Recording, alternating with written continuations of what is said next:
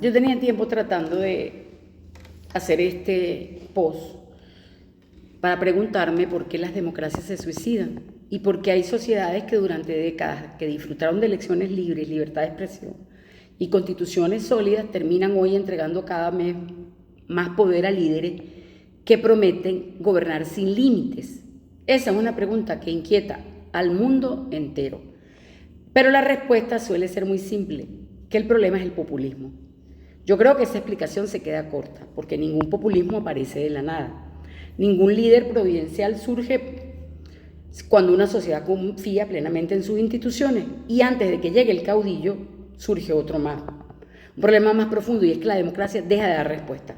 Y para entender por qué sucede esto, vale la pena escuchar a uno de los grandes pensadores de la política moderna. William Galston señala que el populismo no rechaza la democracia, lo que rechaza es la democracia liberal, es decir, los límites constitucionales, la independencia judicial, la prensa libre, los mecanismos que impiden que una mayoría circunstancial concentre todo el poder. Sin embargo, aquí hay un matiz fundamental. Los ciudadanos no abandonan la democracia porque odian la libertad, la abandonan porque sienten que ya nadie los escucha.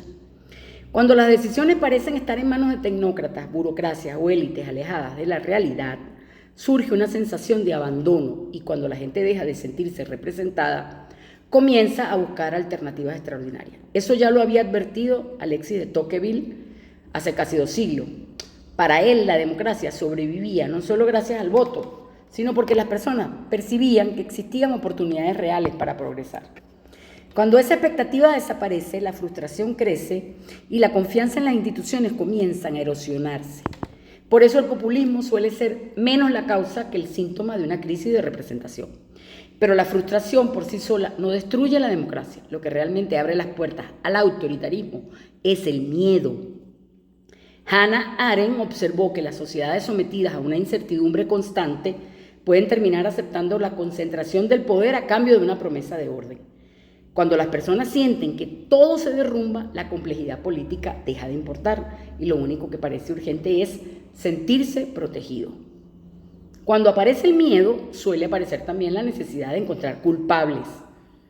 René Girard explicó que en momentos de crisis las sociedades buscan un chivo expiatorio, alguien sobre quien descargar la frustración colectiva. Entonces la política deja de discutir soluciones y comienza a señalar enemigos.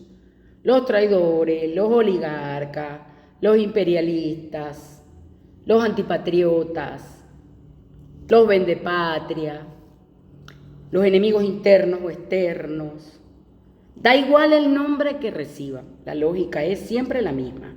Simplificar el problema que es complejo identificando a un culpable visible. Popper advirtió que precisamente allí se encuentra y comienza el deterioro de la sociedad abierta. Cuando un gobierno afirma representar al único pueblo legítimo, toda crítica deja de verse como opinión diferente y comienza a tratarse como amenaza. Cuando eso ocurre, la democracia deja de organizarse alrededor de ideas y comienza a organizarse alrededor del miedo. Y aquí encontramos uno de los debates centrales de la teoría política contemporánea. Carl Smith sostenía que el verdadero soberano es quien decide cuando existe una situación excepcional y qué medidas extraordinarias deben adoptarse. Su planteamiento describe una realidad del poder, pero también revela un enorme peligro, porque si toda crisis justifica poderes extraordinarios, entonces la excepción termina convirtiéndose en la regla. Veamos el ejemplo de Venezuela. Frente a esa lógica, Norberto Bobbio defendió una idea fundamental, que el corazón de la democracia no es simplemente quien gobierna, sino los límites que encuentra quien gobierna. Entonces la diferencia entre una democracia y un régimen autoritario no reside únicamente en la existencia de elecciones, reside en que nadie, absolutamente nadie, puede colocarse por encima de la Constitución. Y esta tensión entre eficacia y límites sigue siendo uno de los grandes desafíos de nuestro tiempo. Ahora bien, cuando observamos el caso venezolano, encontramos casi todos estos elementos actuando simultáneamente. Pero reducir lo ocurrido durante las últimas décadas a la palabra populismo es insuficiente. La concentración progresiva del poder, la erosión institucional, el debilitamiento de los controles democráticos, el uso recurrente de mecanismos excepcionales terminaron deteriorando tanto al Estado como a la confianza ciudadana. Pero existe un factor adicional que muchas veces pasa desapercibido y es el mal uso del rentismo petrolero. Y aquí debemos detenernos un momento, porque en la mayoría de las democracias modernas los gobiernos dependen de los impuestos que pagan sus ciudadanos. Eso obliga al Estado a rendir cuentas, porque quien financia al Estado exige transparencia, eficiencia y resultados. Venezuela siguió una ruta distinta, porque durante casi un siglo la principal fuente de ingresos no fue, digamos, la diversificación productiva de los ciudadanos, sino la renta petrolera. Y eso no es malo, nadie está satanizándola, sino que eso cambió la relación entre el Estado y la sociedad. Entonces, el gobierno dejó de depender de una economía dinámica para depender de una economía del control de una fuente extraordinaria de riqueza. Y no es que esté mal, es que está mal administrado. Entonces, el Estado dejó de ser solamente árbitro y se convirtió en el principal distribuidor de la riqueza nacional, mal distribuidor, ojo.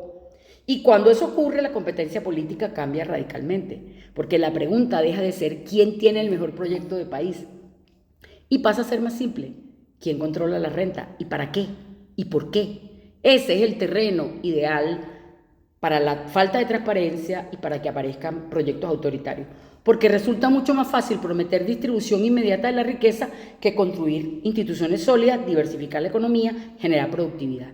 Sin embargo, la consecuencia más grave es otra, porque cuando la supervivencia política depende del control de la renta, las instituciones comienzan a transformarse.